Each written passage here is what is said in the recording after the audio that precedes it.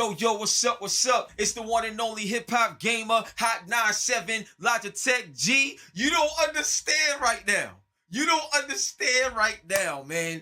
Like, my life, listen, y'all, my life, a lot of my life, I have to be extremely humbled and thankful because this man right here is responsible for some of the best moments in my entire life and moments that I shared with my grandma. Rest in peace, happened because of this man. You understand what I'm saying? One of my first biggest breakthrough interviews I ever had in this industry was with the one and only David Jaffe. I love you for life, man. How you feel, man? What's going on, baby? Well, it's good to be here. It's good to see you as always. Those are nice things to say. I appreciate that. What same shit as everybody else. Working at home, quarantining, trying to balance between being productive and being positive, and getting shit done and reading the news and going. Yeah. I mean, we're living in a nightmare. So, Yeah. but at the same time, my family's healthy. I hope your family's healthy. Yeah. And so it's one of those things where it's kind of, and you're in New York, right? So Yeah, I mean, New you got York, to be, yeah. I gotta be even more careful. Yeah. That's right. I mean, everybody's got to be careful, but New York's taking the real brunt of it so far. And so, I mean, it's really weird. I don't know how you're feeling about it, but for me, I'd say 80% I live just normally. I'm just functioning. I'm working. I'm trying to get some new shit off the ground. And then 20% of my day or maybe 20% of my week, it'll hit me of like, holy cow, man, the press is saying this could go on for, I just got a notification yesterday that the kids may not be going back to school next semester, meaning in September, they'll still be at home. Yeah. And it's crazy. So I'm doing well, but every now and then the surreal nature of what's happening hits me. And it's like, holy cow, man, we're living in a fucking monster movie. Well, I'm gonna tell you right now, for me, like personally, what I would say is, and this is how I was raised, with my grandma. I always put God first in everything, that I do. So I feel like I'm always positive, I'm always in good spirits, and I always see the good in things when it's easy to see the negatives. So even though we're going through a trying time, there's been a lot of things that's positive that came out of this trying time as well. So I just try to focus on that. So when we do get back to the world, we all individually can be better to make things better for one another. So that's what I pray for. So that's how I think that's smart, and I think that's accurate. I think it's real easy to find some of the good stuff already that's come out of this. I mean, it's hard to do that when you're looking at now we're at like 83,000 dead Americans. I mean, you always keeping that in check. But you're right though. They're from a productive standpoint, from a career, from a family, from a health standpoint, there is a lot of good that you can find in the fact that you are safe at home with your loved ones and you have a lot of time to work on your shit. It's hard to complain about that if you're in a fortunate position that you can do it. But I hear you. Yeah, so take the good with the bad, but always try to make a blessing out of it. So that's that, man. So David, man, let's jump right into it. Okay. So first, man, I'm not sure if you saw what happened today with PlayStation 5 and the Unreal Engine 5 and the way they unveiled it. Shout out to Jeff Keighley again with the Summer Games Fest. Talk to me. What was your first reaction seeing these things, especially being who you are? Well, I mean, so I have a couple of reactions. The first one is that, I mean, obviously it's very impressive. It's really cool looking. My understanding, I've only glanced at it, that the deal that Epic, who makes Unreal 5 engine, is offering developers and publishers is really good. It's really good for indie devs in terms of sort of, I believe if I'm reading this correctly, that Epic doesn't take revenue or doesn't take money from your profits until you've hit $1 million. So, and then I also hear, as crazy good looking as these graphics are going to let us make games, it's a real improvement to the pipeline for dev team. So it's never easy to make AAA content, but it's going to be easier to sort of have the team function within the ecosystem of Unreal. So I think all that's really great. So my response from a standpoint of just sort of a 30,000 foot view, production view, is like, hey, this is really awesome. It's good to see. I know a lot of fans are into graphics and stuff.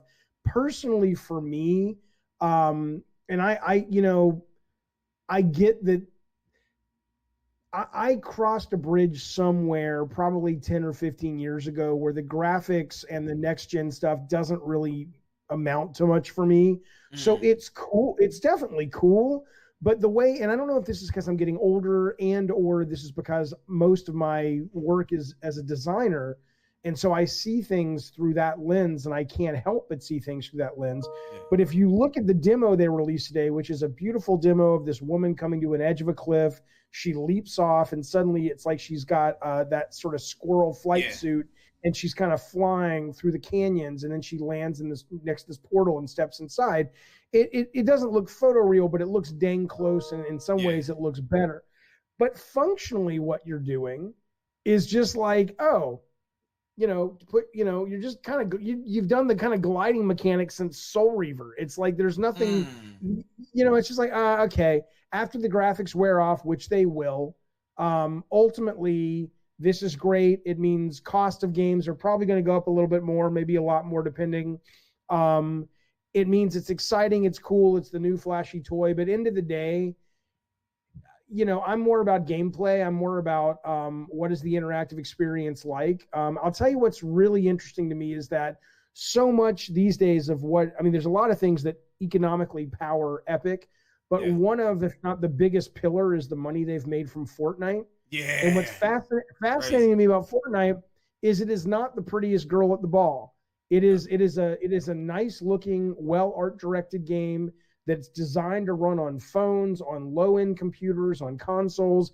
And I was in Vegas about 18 months ago, and you couldn't escape the Fortnite juggernaut. Facts. T-shirts, toys, it was Pac-Man for this generation. Woo, woo. It That's was a strong Minecraft for statement. Yeah, well, it's true though, it's in true. It's terms of sort true. of how much it affected the culture. And you look at that and go, games are games. Games are about interactivity. Games are about socializing when they're multiplayer, and the graphics are great. But today's, oh my God, I can't believe, did you see that Unreal 5 demo? Is tomorrow's bargain bin game. And so I've just been doing this enough that seeing graphics that look a little bit more photoreal, it's technically impressive.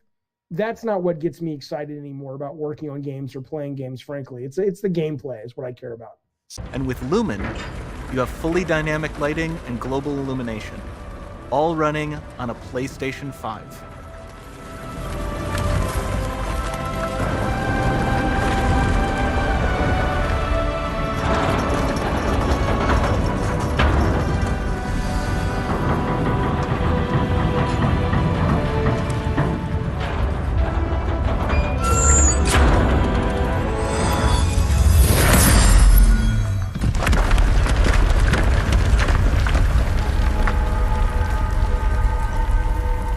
There's not much time left.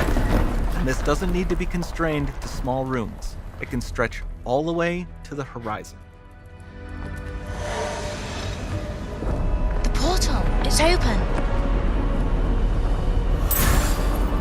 Don't fail me now.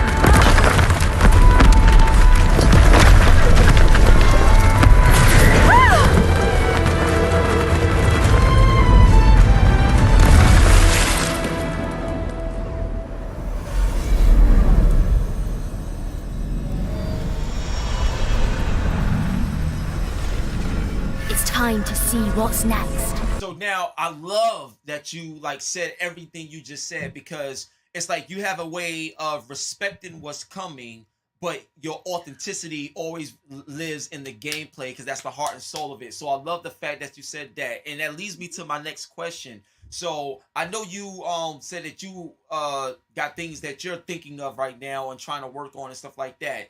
With what you Yeah. just said about gameplay, what's something that you feel from a gameplay standpoint that you probably always wanted to do but either never got a chance to do or the tools wasn't ready yet for you to explore that vision that you had or whatever, but right now with the tools that's currently out there, what gets you excited from a gameplay standpoint that hopefully in a couple of years or sooner all of us could get a chance to experience that classic David Jaffe flavor, you know what I'm saying, when it comes to gameplay design?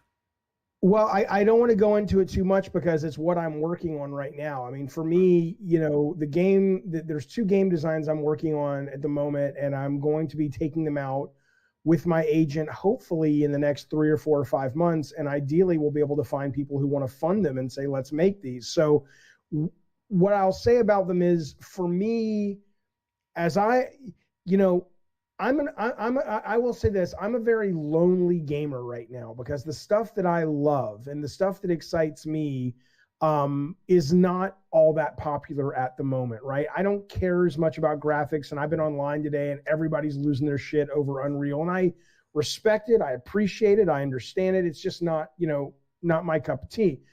As I get older, I love interactivity as much, if not more, than I did when my dad first gave me my first quarter to play Boot Hill at an arcade machine.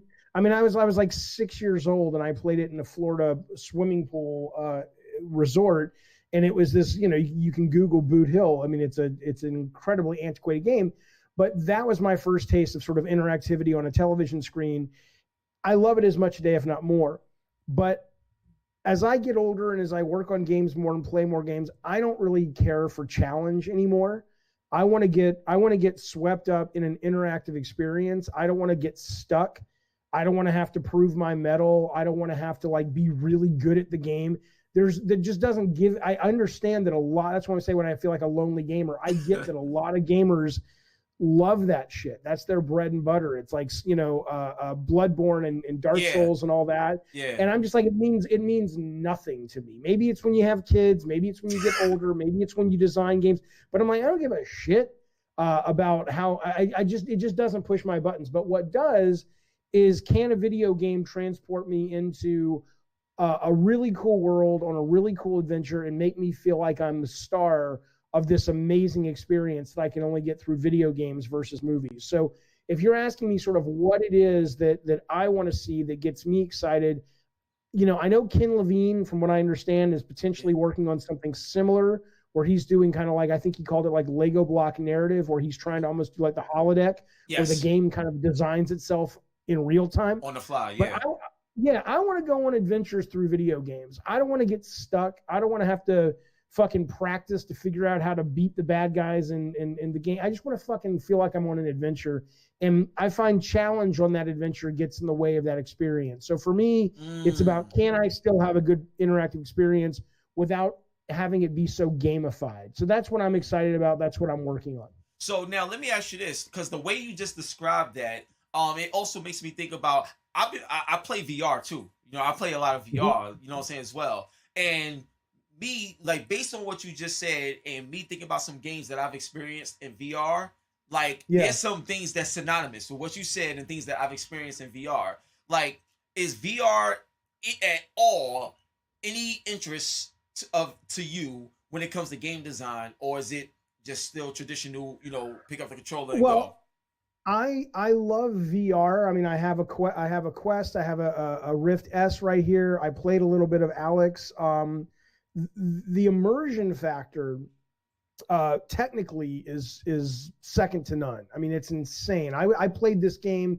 Wasn't even a game. It was done with Unreal 4. It was on my high-end PC, Oculus Rift S. And all it was you were in a POV of the car in Blade Runner.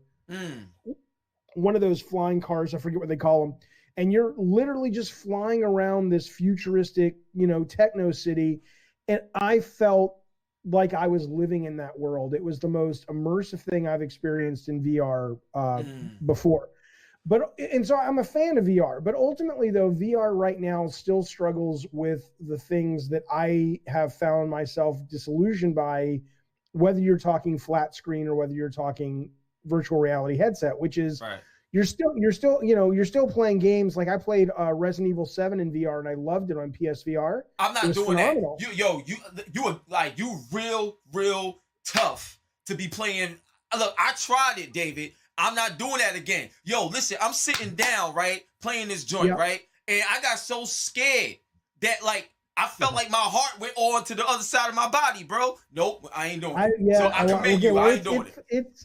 It's phenomenal. It's a phenomenal. And I'll tell you what, when I was playing it, I remember thinking this is better because I love going to haunted houses on Halloween. And I remember going, this is better than a fucking haunted house on Halloween. Now that we're not going to be able to go to haunted houses this Halloween because of the fucking virus, I'm just going to play that. But anyway, what's amazing is it is incredibly immersive, but you're still sitting there going, let me manage my bullets and my gun. Let me figure out where I can find more herbs to heal myself before I go into the room and deal with the boss.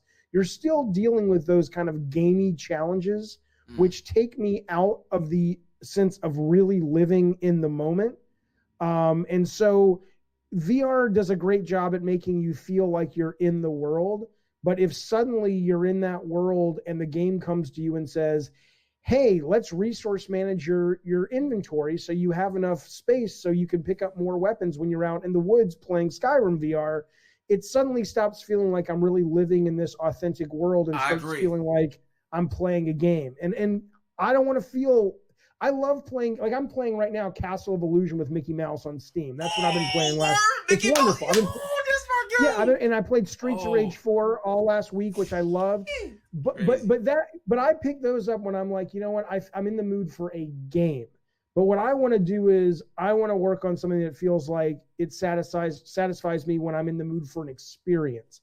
And that I think right now hasn't really been done in a way that's personally satisfying. So I'm hoping what I'm working on, maybe what Ken Levine's working on, maybe what Amy Hennig is working on, those are the kind of things that have me really excited about the future. And as impressive as I'm sure Spider-Man will be on PS5, as impressive as I'm sure, the new Halo is going to be on Xbox Series X and all that, I'm more excited about experiences, less excited about games these days. Wow. Yo, I can't wait to see what you're working on. Yo, I'm so hyped. I can't wait to see, man. So now my next question is, and this deals more with from a personal side of the business. So it's like when it comes to, just game development, there's a lot of kids and there's a lot of people that's trying to get in, like, and do new things. And you're an OG, you know what I'm saying? You're a legend. So it's like you've seen so many changes, over the years when it comes to business models and things of that nature. So as of right now, whether it's a AAA title or free to play title, whatever it is, what would you recommend someone, how they should approach game development, or how should they approach the business model of trying to make a successful game in today's standard, like in this day and age right now? Are they starting from scratch? Yes, like starting from scratch. Like you got a vision, you want to do something, and we can all have visions and want to do something, but you can't forget the business side. You can't forget, how things is going to eventually potentially end up. So what would be your advice? There are so many. I mean, it depends on what you want to do, right? If you're just talking about you're a teenager, a young adult, you're a kid, and you're like, I want to get into making video games. Yeah.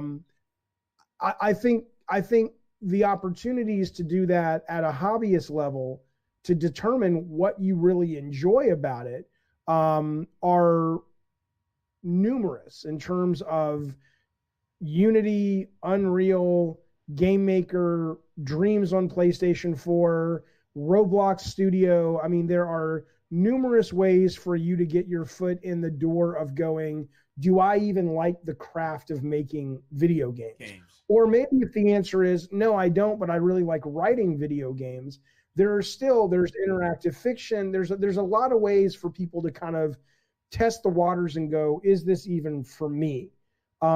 Once you figure out if it is, and once you figure out what aspect, maybe you like more, like I know designers that love more of the implementation. They love nothing more than to sit there and noodle with game balance, or actually go into levels and set up triggers and set up logic systems so the player goes into a room and can sort of deal with enemies or puzzles based on the things that they've set up. And then I know designers that are more like myself that kind of work more at a high level or a systems level. Or you might get in and say, you know what, the game design stuff doesn't appeal to me. I like the programming more. I'm finding myself really into the logic of how games work. So I think step one is to sort of play around with the many opportunities out there, which are free, as long as you have a PC or a console for Dreams or something like that, and find out what you really like. And then from there, make some games. And then from there, you really have two paths at the moment. You can say, you know what I want to do? I want to either with myself or with some friends that I found online or in real life,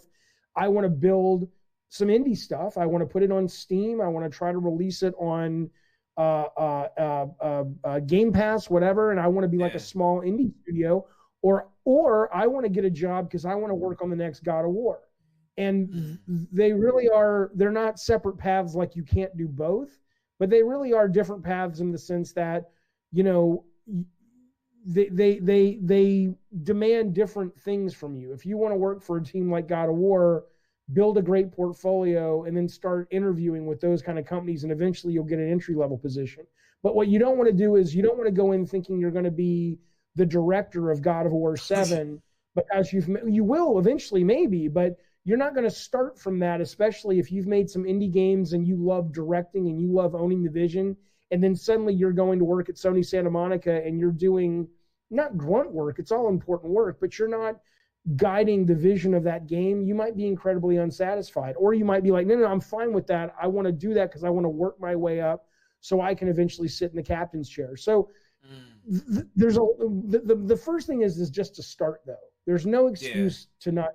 You should start if you want to start. There's lots of opportunities to do it, and then there's lots of resources online to help you. So that's a long answer, but that's the way to do it. I love that because see, the thing is, it's one thing for somebody to say something. It's another thing for when you say something. You understand what I'm saying? And that's the impact that I want to, provide people that, watch what I do and stuff like that. So now my next question is something that the Unreal Engine 5 had made mention of. And I was showing a lot of love and praise to Quixel, the Megascan program and stuff like that. They was talking about how they was utilizing this stuff for movies. And so what I wanted to ask you, man, I don't think I ever asked you this, David, but would you ever utilize your gaming design talent to make a movie? Or if somebody came to you and said, hey, look, I'm a big fan of God of War and Twisted Metal. I played these games growing up. I would love to have you on board to get your vision on what a movie would be like. Like, you know what I'm saying? Based on your experience in game design. Would you do that? Like, I'm very interested to see what your skill set would be like on a movie set. Well, I mean, they're very different things. I mean, I have had opportunities and I've taken them in the past to consult on games or movies that are based on games I've been involved with. So the movies haven't gotten made. I mean, I sat with the writer and the producer of the God of War movie back when we were making it in 2007, 2008. I know we're talking a little bit about the Twisted Metal TV series. I'm hoping to have a little bit of input on that. But ultimately, though, at the moment, that's where that ends. I think the job of being a movie director, it's a very different skill set. And I think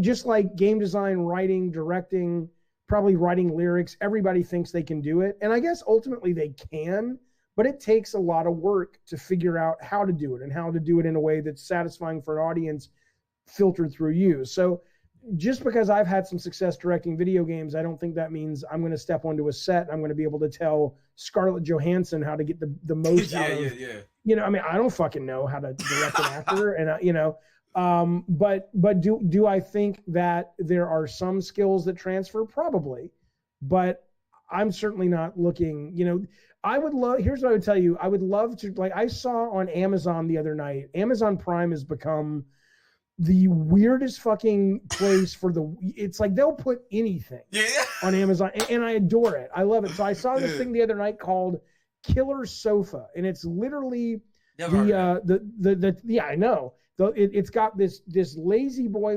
recliner movie poster of a lazy boy with giant teeth and evil eyes. And the idea is it's about a lazy boy recliner that comes to life and eats people, and it wants to eat this woman. And there's a retired Jewish rabbi who comes out of retirement to fight the lazy boy recliner. And I'm like, what the fuck is this, right? And so I tweet about it, and the director tweets me because I'm like, wow, this is great. This guy got funding for this. He's like, dude, no one would fund this. I funded it myself. I lost money on it, but I wanted to make it, right? And so for me, if I were to ever direct anything, I think it would be something like that. I would like to direct this to, I think what I would be good at is real schlocky, stupid, fun, get stoned, get drunk, watch this movie and have a good time. I think that's what I could do. I don't think I'm Chris Nolan or Steven Spielberg. I think I'm Ed Wood, and I would love to direct an Ed Wood style movie. I think that'd be a lot of fun. Yeah, nah, that's crazy, man. So I gotta ask you this now, because you've been a part of some of the most iconic, games and iconic characters, like ever in the world, like, you know what I'm saying. So what I want to ask you is, when you was creating, and this is more a personal question too, do you remember like where you was at, like what was you doing, or any, like, whether you woke up from a bad dream, whatever it is, but do you remember when you first got the idea for Kratos? Like, when did that happen? What was the moment? What was that? Oh shoot, I got it. Like talk, please. That's such a legendary moment, like, for me. Well, yeah, but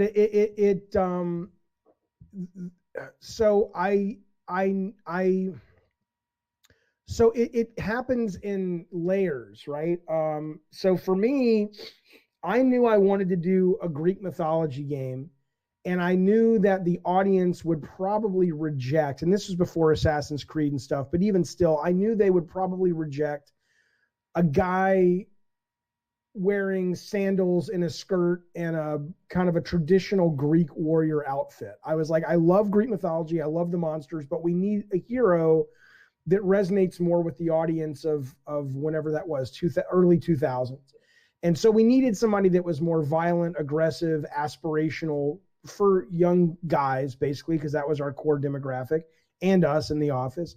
And so from the very beginning, we just knew that he was going to be this aggressive alpha, very brutal, inspired by the Hulk, inspired by Wolverine, inspired by Russell Crowe in a movie called Romper Stomper, inspired by, it's really tragic to say, but two of the inspirations are movies about white supremacists. There's a movie, American History. American History X. Yeah, I remember that. That was crazy. Yeah, and so we saw Ed Norton. Ed Norton. Ed Norton in that movie, and just the look and the sheer animalistic nature of that guy, and how he didn't really seem human. He just felt like a fucking feral dog who was just angry. Yeah. And there was something appealing, obviously not about his ideology, but about how he presented that sense of aggression. Yeah. And very fucked up, but at the same time still appealing masculinity. Again, not the ideas that he talked about. And of course, you've seen it, but if you're listening and you haven't seen it, it's a great fucking movie. Yeah, great movie. Yeah, but the ideas about how he came across. So we started with the idea of wanting a character to sort of, Russell Crowe, Romper Stomper, Ed Norton, American History X, Wolverine, the Hulk, that kind of sense of aggressivity, take no shit, take no prisoners, masculinity. Yeah. And then every week or two, we had an incredibly talented team. We had, obviously we had Charlie Wynn, we had Ken Feldman. He's going to kill me because I don't remember his name. We hired a great artist, Tony Smith, Terry Smith. Who was in San Francisco, but he came down all the time. He was a wonderful sort of art director helping us. So we spent months and hundreds, probably 2,000 drawings looking for this character. So when you ask me where I was at this moment, there were little moments along the way. There were little moments where he sort of began to form, and it was 2 steps forward, 1 step back. And then Charlie came up with something. Terry came up with something. Joe Wright, one of our designers, I was showing her Shinobi because I love the fact that Shinobi on PS2 had this great long flowing white red scarf. And she's like, we could do something like that, but with chains. And that's where like the Blades of Chaos came from, because we needed a visual cue to track the blades. So every couple of weeks you would have somebody on the team contributing to what ultimately would become Kratos, but it was always in the service of following that North Star of Ed Norton, Wolverine, Hulk, raw, aggressive masculinity. So Wow. we knew it. We knew his spirit from the very beginning, but it took us a while to figure out how that spirit would be visually, audio manifested. Got you. So now I got 3 more questions, hard hitting questions, and then I'll let you go because I know you're working on so many things, man. So Yep. one question that I have for you, I had an interview with Sam Lake, right? And we was talking about Sorry, you dropped out with who? Sam Lake. You know that did Alan Wake, Max Payne, and stuff like that. Yeah. So who is Max Payne? He is Max Payne. Yeah, he is Max Payne. Yeah. So I did an interview with Max Payne, right? And I never knew that in the first Max Payne, that was his family members. Like he had his mother. Oh, really? Yeah, he had his brother. His brother was one of the villains. His mother is the person that I think he killed at the end. Like all this, yeah, like that was his family because he didn't have the biggest budget, but they had to do something. And it was incredible. So what I wanted to ask you, man, especially you being, you know, you got kids and you're a family man as well. Like, have you ever thought about working with your kids, or have you learned anything from your kids, just talking with them, experiencing them, being a father, that you want to implement or throw in the gaming world and stuff like that, or game development wise? Well, I mean, there's practical stuff. Like, for example, both of my kids, the last game I worked on was called Drawn to Death, and Drawn to Death was... You already know, I wrote a song for that. That joint is fire, Drawn to Death. I love that joint. Well, it took place in this kid's notebook, right? Yeah. And so they did some art, and their friends did some art that we just put up in the sky boxes and stuff, so they could look at it and go, "Oh, I did that. My friend did that." And then my youngest, was days away from being the child of Sweet Tooth in the Twisted Metal movies for Twisted Metal PlayStation 3. And to this day, they're like, I can't. They were really shy, and they said no at the time. And now they're just like, I cannot believe I said no. I regret it so much. So I know. And then, you know, my ex, their mom was Sweet Tooth captive in the very first Twisted Metal movies back in 1995. So it's always a family affair, you know. So you gotta do it where you can. That's crazy. See, like this, I never knew that. That's amazing, man. Every game though. I mean, in Twisted Metal Black, I forget who it was. One of the artists. My favorite, bro. My favorite. Well, there's a tunnel you can go into on the freeway level, and there's a huge billboard of an ultrasound, which was their kid that was they were pregnant with during development of Twisted Metal. So someday someone's going to write a book or a website of just, here's all the examples of developers sneaking in shit into the games where they're doing little nods to their kids and wives and families. It's, you know, it's a cool thing. It's crazy. So now this question is more about your expertise in terms of the type of talent that you've been around and people that you've learned from and got your game design level ideas from and things of that nature, right? Just inspirations. What a lot of people is talking about right now, just culturally, is, you know, the PS5 and the Series X, and we finally saw that first gameplay controlled and stuff like that. Before that, there was a trailer, and Ninja Theory, they're incredible game developers. I love what they did with Hellblade because they literally, David, they had a cardboard box, right, that they utilized to try to do the facial capture, and it came out amazing. But it's just amazing what they had to work with, you know, to get this stuff done.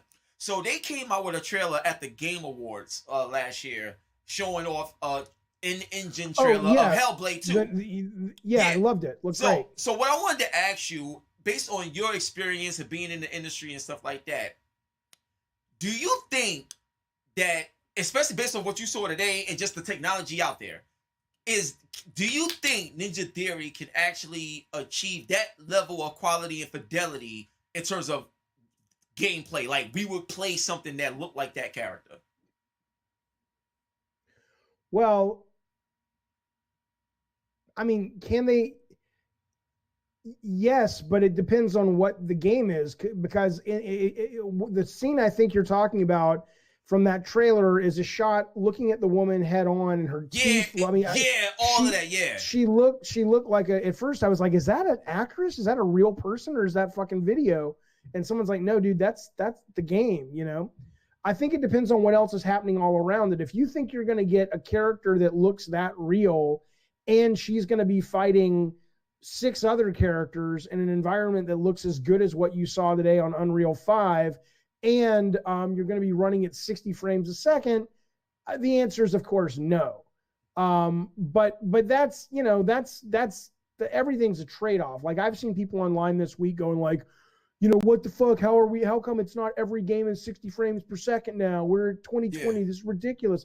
It will never change. It is always, you know, what is it? You rob Peter to pay Paul. It's like, you can get 60 frames if you want to run a game from PS4 era, but if you want to run a game from PS5 era now and you want all the graphics and animation and great visuals and all that stuff, you're hitting the processor with all that shit. So, you know, you're always going to be struggling from 30 to 60, maybe depending on if you're VR, obviously more, because the art team and the development team wants the graphics to look great. The programmers want to be running at 60. The fans say they want to be at 60, but if you actually ask the fans, would you rather have better graphics at 30 or good but not as good graphics at 60? I think most of them would take 30 and better graphics. I'll take 30. Let me tell you, Spider-Man, that joint is 30, sold over 10 million copies. The new God of War that came out with Cory Barlog doing that, that's 30. And you can set it where you can favor resolution or you can favor performance. I always favor resolution. I'm big on graphics. I'm a huge graphics person. Like, matter of fact, just to let you know, I always tell you this. I always try to do my best to give you your flowers while you're alive. You know what I'm saying? While you're still here, David. And I just want to throw in something else before I hit you with the last question, man. And this is just more of a statement, but God of War, the first time I ever seen God of War, I'm not sure if I ever told you this story, but I was at Virgin Megastore, right? Where in New York. This is where you still went to buy CDs, bro. Like, you know what I'm saying? All that stuff. So I'm at the Virgin Megastore, Times Square, New York. And there was a kiosk, right? I'm walking past, I forgot who I was with, whatever. And all I see is this serpent at the top. And somebody pulls the serpent down and it goes through the spike. And all you see is Kratos like, "Rah!" I lost it in the store. I lost it. I was like, yo, what is this? I was yelling, all right, in the store. I didn't care. And I went to play it and I played it over and over and over again. I didn't want to go home. I played it. And I read about it more and everything. I fell in love. It was crazy. I learned about the story, fell in love, everything. So I just wanted to tell you, man, and everybody that's watching this, you know, a lot of times, you know, you got heroes like in your life that you may not ever get a chance to meet, or ever get a chance to talk to, but you always admire. David, you one of my heroes, man. I mean that, man. You one of my heroes, man. You know, again, as you know, and I know you know, a lot of us made that game. A lot of us made that demo. You know, I get more FaceTime than they do, but certainly on behalf of all of us, I will say that's wonderful to hear. The weird part about it is the more you do it, and the more successes and failures that you've had, and I've had both, the more you start to realize that the same love and passion that you put into the hits is the same love and passion that you put into the things that don't hit, that fail. Yeah. And so when you when you hear those wonderful stories like your Virgin Megastore story, obviously it's nice to hear you say thank you, but in your mind, what you're really thinking is, I'm just showing up, the team's just showing up, and we're doing stuff that we think is really fucking cool. And then you send it out into the world. I mean, it doesn't mean you don't play test it and focus test it. You don't release it totally blind. But you put stuff out into the world that you just hope other people are going to vibe with, and it's not calculated. I wanted that demo to be awesome, and the team wanted that demo to be awesome, but there was no way for us to know that it would hit people like it did, that it would hit you like it did. So I will say, you know, that's wonderful, you're welcome, etc., which of course is nice things to hear, But from your point of view, probably like somebody who watches you, if there's a kid that watches you and says, I want to do what hip hop does, I'm sure there are days where you think about that, but you're just getting up and doing the shit that you like, that makes you happy. That's so funny you say that. And how the universe takes it and disseminates it out into the world and how people pick up on that, it's really nothing to do with you. You're just doing shit that makes you happy. It's so funny that you said that, because I've had somebody come up to me at E3 and they told me that, the reason why I'm here is because of you. Like the reason why they do what they do is because they watch me. And in my mind, I'm like, I'm just really, but you just don't understand the effect you have on people until you meet someone and they really like wow. Like, you know what I'm saying? So I just want to let you know that's what you've done for me. That's what you've been to me. And it's an honor to not just be a fan. It's an honor to call you a friend. And I will always support you, bro. Whatever it is, I don't care. Man. I got you, son. I got you. And with the relationships and things that I got going on right now, if you need help with something, you tell me. And I got you, bro. So I appreciate that. For real. I'm serious, man. I believe you. I absolutely believe you. So for the last question, I'm gonna wrap it up like this, man. For the last question, bro. When it comes to working on, I'm not sure if you have a PlayStation 5 dev kit or a Series X dev kit. I'm not sure. You don't. Okay. Nope. So here's what I will tell you. Based on the technology that you are aware of, I know Mark certainly had that deep dive with the SSDs. Everybody's talking about the SSD, how impactful that's going to be, all this other stuff. What is the technology that you are most excited for, that you feel is going to help you achieve what you want to achieve with the experience that you're working on right now for the game you got coming up? Nothing. Wow. Which is incredible. which should give you how do I put this? So it's kind of like the equivalent of saying you can make a movie like The Avengers and you can benefit greatly from that year's brand new technology and effects and movie making and things like that. Right. Or you can make a movie like I'm trying to think of like the movie Marriage Story that came out on Netflix with Scarlett Johansson and what's his face? Adam Driver. So funny. Thank you for showing me a lot of love when I interviewed Scarlett Johansson. It's like that. Okay. You showed me a lot of love on that. Thanks. But I never seen the movie. But the point is, what I want to make now, I would love for the graphics to be great, because it means that the better your graphics are, the more people will pay attention. And if I can find funding from somebody who wants to spend the money to make some great graphics for it, that's awesome. But for me, I could do what I want to do in Roblox Studio, right? I could do what I want to do 5 years ago. It's about the design, it's about the storytelling, it's about the interactive experience. It's got very little to do with the technical abilities of the box, and that's just the kind of stuff. So what I want to make these days. So if you look at something like what about Telltale's? Are you talking about like Telltale's The Walking Dead and stuff like that? Is around like, because those had great experiences too. It's closer to something like Firewatch, or it's closer to something like What Remains of Edith Finch. It's kind of a walking simulator, but it's much more commercial. And Edith Finch is one of my top 5 games of all time. Love that game. Wow. But I see where you at. I see where you at now. Yeah. To me, when I played Edith Finch, I played it in one setting. It took me about 2.5, 3 hours. I was so happy, so satisfied to play that game.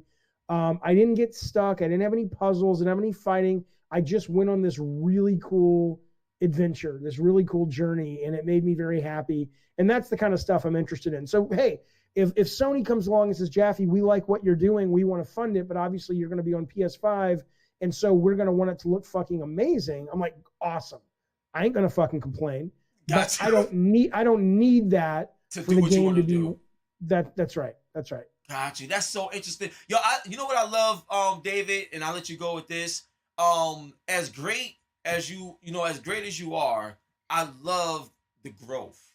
just even in your conversation where you talk about the games and everything like that, just your sheer growth gets me excited for the game. I don't know what it is, what you're doing, but hearing you speak on it got me excited. You know what I mean? Cool. So, Then hopefully I'll have the same magic on the people I pitch that want to pay to fund it that I'm having on you right now. That'd be great. It's a good omen. yeah, man, I got you, bro. So look, man, is there anything you want to say? I know you got your Jaffe stream. Is there anything you want to promote or let people know just about? follow me on Twitter if you're interested. At David Scott Jaffe. Everything flows through there. If I stream on and off if I'm streaming. But just, follow me if you want to. If not, hopefully you'll give the game a shout, give it a look when it comes out. Got you, man. So look, man, you already know what it is. It's the one and only hip-hop gamer, Logitech G, Def Jam Records, NBA 2K League on your Hot 97 every day. That's my word. God bless y'all, love y'all, and we are out of here. Peace.